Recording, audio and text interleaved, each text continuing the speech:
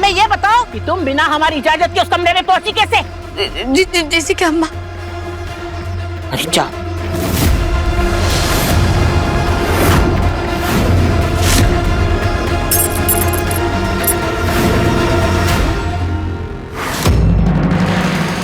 अभी आ गई हमारी। अच्छा, मतलब अब बाहुबलियों के घर में डाका डालोगी तुम? ना जीजी की अम्मा ने, जीजी की अम्मा आपका टपोतन दिशा देख रहे हैं। बताइए ना जीजी की अम्मा को कि आप देखे थे वो गुरु बाबू को कि मोटरसाइकिल के पीछे वो टीटी के बेटी बैठल थी। बताइए ना। लिली जी, आंखों का धोखा सुने थे, आपको कान का धोखा हुआ है का? ऐसा हम आपसे कब बोले थे? क्या बोल रही हैं कब से आप? आपको तो हम देखेंगे बाद में। आज तुम्हें हम तुम्हारी नानी याद दिलाते हैं। चलो बोलो क्या? एक तो चोरी, ऊपर से सीधा चोरी। जीजी की अम्मा हमारे बात सुनिए। जीजी की अम्मा, जीजी की अम्मा गलती हो गया है। जीजी की अम्मा, जीजी की अम्मा माफ ही कर देंगे तुम्हें। जीजी की अम्मा आपको माफ कर दीजिए। माफी कर दीजिए। अरे करिए। अरे आज छोड़ेंगे नहीं हमसे। जीजी की अम्मा आज माफ नहीं करेंगे, आज साफ कर देंगे। कौन पड़ता हम? माफ कर दीजिए जीजी की अम्मा, माफ कर दीजिए, हमें माफ कर दीजिए। इसे तो हर जगह अपना कान लगाकर बात सुनने की बीमारी है। जो बात सुनती है वो तो याद रह ही जाती है, लेकिन जो बात नहीं सुनती उसे भी वो सच मान लेती है। बीमारी नहीं, बुरी आदत है त्रिपुरारी। बस तो हम नहीं दादी, ये सच में एक बीमारी है। इसे ऑडिटरी हेलुसिनेशन कहते हैं। वो गलत सुन के सच मानने वाली बीमारी। इन्हीं इलाज की जरूरत है। मैं हूं ना, मैं इनका इलाज कर दूंगी। आप इसे ना छोड़ दीजिए। ले जाओ इसे और सही से इसका इलाज कराओ। हमें अपने घर में ना ऐसे चाबी चोर चाहिए और ना ऐसे चाबी भरने वाले चुगलखोर। छोड़ने की दिया। चल चल चल चल चल चल, हम लेके चल, कुछ ना होगा, चल चल, कुछ ना होगा, इलाज करेंगे, कुछ ना होगा, चल इलाज करेंगे, चलो चल चल। जाओ, क्या करना, नागी सर और बंटी को बोलो खाना खाने आ जाए। तमाशा खत्म हो गया।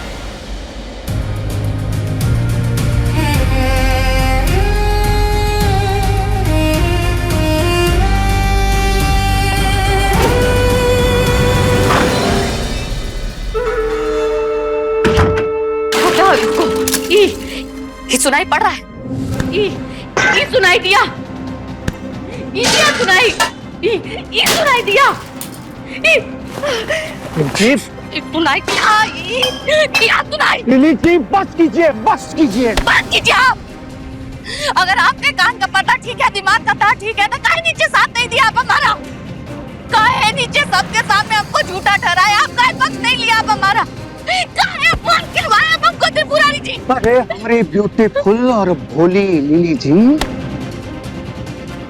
अब जब बीमारी दे ही दिए हैं तो उस बीमारी का इलाज नहीं, इस्तेमाल कीजिए। अपने कानों से सुनिएगा नहीं, आंखों से घूरिएगा। हर बात पे नजर रखिए। जैसे ही मौका मिले दाव के लिए।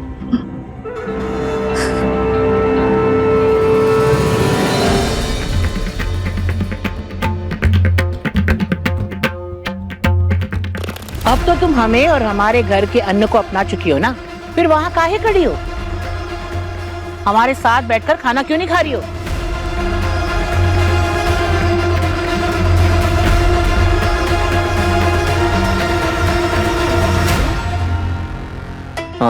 वो दादी, हम सबके साथ बैठ के खाना नहीं खाना चाहती।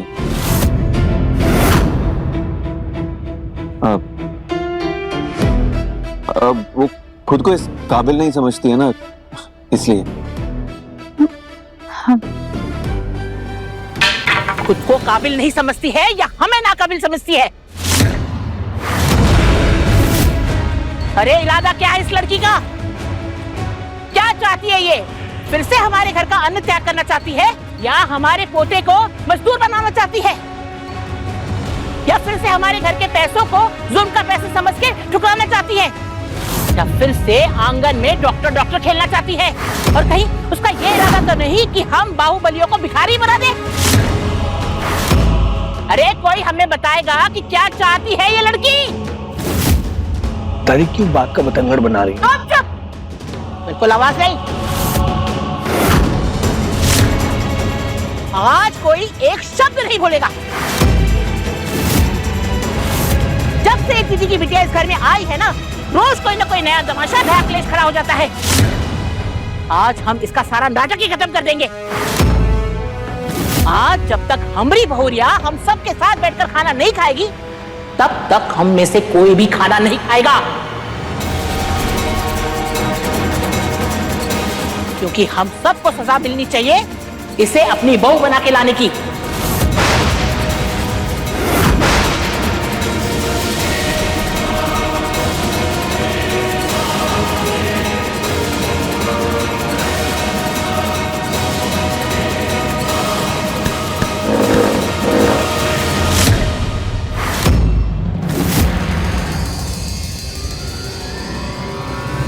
कुसुम जी, समझाइए अपनी बहू को। घर की लक्ष्मी घर वालों के नक्शे कदम पे चले तो अच्छा है।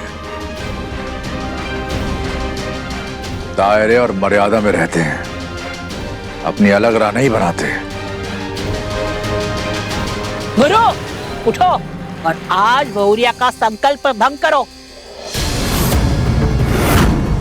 उठ के उसे अपने हाथ से एक निवाला खिलाओ।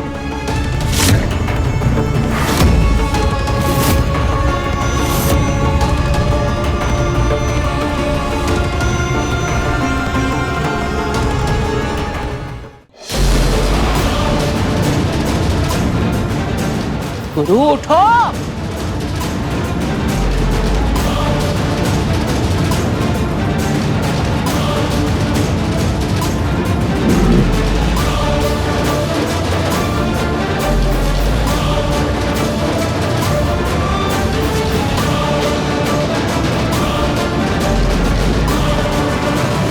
जज्बातों के रिश्तों में कोई जबरदस्ती नहीं होती कंपाउंडर। तुम्हारी हर मर्जी स्वीकार है हमको। गुरु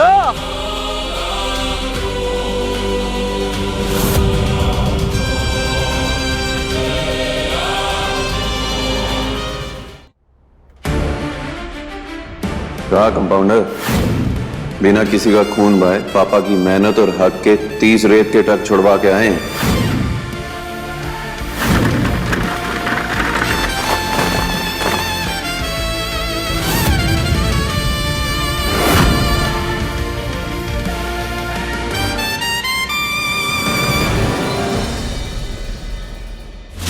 गुरु खाना खिलाओ। मेरा रब तू, मेरा सब तू, तुझको पुकारूं मैं हर दफा। मन्नत का धागा तू है, मुझ में ज्यादा तू, होना है तुझ पे ही फना। है ये रूहानी दिल की कहानी, इश्क जुनूनी, इश्क जुनूनी, इश्क जुनूनी।